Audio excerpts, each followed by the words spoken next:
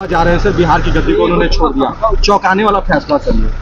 हाँ, चौंकाने वाला हो सकता है, लेकिन फैसला उनका फैसला है, उनकी पार्टी का फैसला है, चाहे उनके सहयोगी पार्टी है, हमारे पुराने जो हम जहाँ थे भारतीय जनता पार्टी, उनका फैसला है। लेकिन बात यह है कि उनका अंदरूनी मामला है, उनकी पार्टी का मामला है।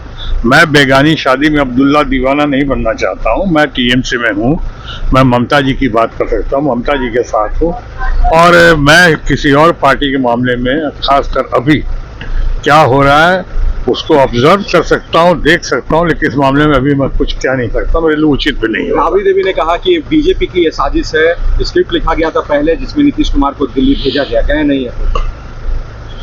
राबड़ी देवी बहुत सम्मानीय लेडी हैं, मैं उनकी बहुत इज्जत करता हूँ, बहुत कदर करता हूँ, और वो जो कुछ कहती हैं तो उसका मतलब तो हम सब समझते ही हैं और हम मानते भी हैं बहुत हद तक उनकी बातों को।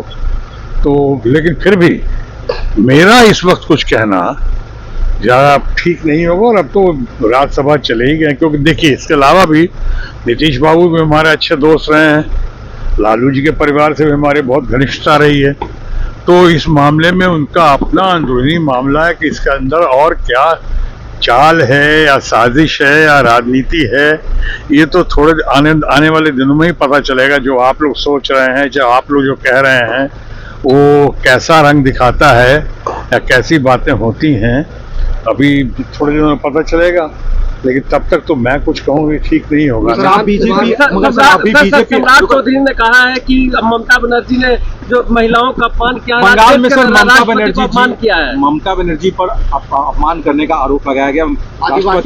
राष्ट्रपति भी नाराज हुई थी, स्थान जो जोड़ा गया वो कहा गया कि ऐसा क्यों हुआ। देखिए का एक आरोप लगा, जिनका नाम लिया आपने सम्राट जी का, वो तो पहले भी उनके बहुत सारे वीडियो वायरल हुए हैं, आप लोगों ने भी किए हैं।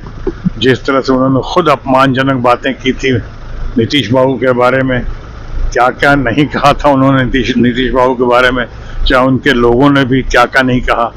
तो ये बातें मुझे लगता है चुनाव के पहले ममता जी को कुछ परेशान करने के लिए, बाकी सारे आइडियाज़ उनके फेल हो गए हमारे भारतीय जनता पार्टी के दोस्तों के। उन्होंने ममता जी पे बहुत सारे इल्ज़ाम पहले भी लगाया, दीदी और दीदी करके अपमान करने की कोशिश की थी, आपको याद होगा। संदेश खाली पे बहुत करने की कोशिश की, जयकार मेडिकल कॉलेज की बातें हुई, उस पर भी दीदी का कोई हाथ ना होते हुए भी उस पर दीदी को शामिल करने की उन लोगों ने कोशिश की, ममता जी को। और आज जो है ये सबसे बड़ा संवैधानिक पद पर बैठा हुआ व्यक्ति या व्यक्तित्व को राजनीति में घसीटा जा रहा है, या घसीटना बिल्कुल उचित नहीं है। मैं ये भी नहीं कहूँगा कहाँ तो उचित है, बिल्कुल उचित नहीं है।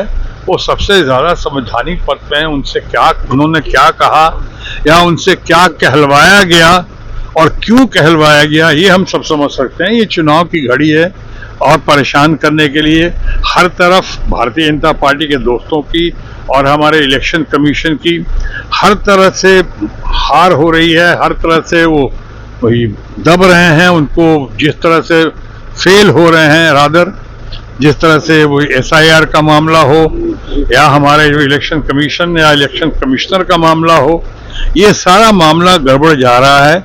अब ऐसे घड़ी में उन्होंने राष्ट्रपति जैसे ऊंचे पद को, सर्वोच्च पद को इसमें घसीटने की कोशिश की, सही नहीं है। ममता जी इसके लिए कोई जिम्मेदार नहीं है, ममता जी खुद लेडी हैं, लोगों को नहीं वो समझना चाहिए। देश में इकलौती अकेली ऐसी मजबूत, मशहूर, लोकप्रिय और दमदार महिला हैं हमारी अपनी ममता बनर्जी, जिनका जो आयरन लेडी भी हैं, ममतामयी भी हैं, और उनके बारे में अब कुछ नहीं बन रहा है। हर फ्रंट पे भारतीय जनता पार्टी या उनके अपने इलेक्शन कमीशन या कमिश्नर फेल हो रहे हैं। तो अब ये नई बात निकालने की कोशिश की, ये बिल्कुल सही नहीं है, बिल्कुल उचित नहीं है इनमें राष्ट्रपति को घसीटना, और वो भी घसीट कर चुनाव की घड़ी में, जहां एक दिन पहले आपने वहां के गवर्नर को चेंज कर दिया। जब गवर्नर वहां पे ऐसा सुना गया कि कहा गया कि उनको राष्ट्रपति शासन लगाना होगा, उन्होंने कहा लगाना उचित नहीं है, वो लगाने को तैयार नहीं, ऐसा हमने सुना है, इसलिए बंगाल के गवर्नर को चेंज किया गया रातों रात। उसके बाद राष्ट्रपति से ऐसा बयान आना या उनसे दिलवाना, ये बिल्कुल ये निंदनीय है, सही नहीं है, ये गलत है। और ममता जी इस मामले में जितना आप उनको करेंगे, याद रखें, मैं आप लोग को बता देता हूँ, ममता जी को आप लोग अगर कोई साइंस के स्टूडेंट हो तो समझेंगे, न्यूटन का तीसरा लॉ जो था, जितना आप ममता जी को दबाने की कोशिश करेंगे, जितना आप परेशान करने की कोशिश करेंगे, न्यूटन के तीसरे लॉ की तरह उसी तरह से उछल कर उसी तरह से जमकर सामना करेंगी। ममता जी उभर कर सामने आएंगी और ऐसा ही हो रहा है। और इस चुनाव में भी, बंगाल के चुनाव में ऐसा ही होगा।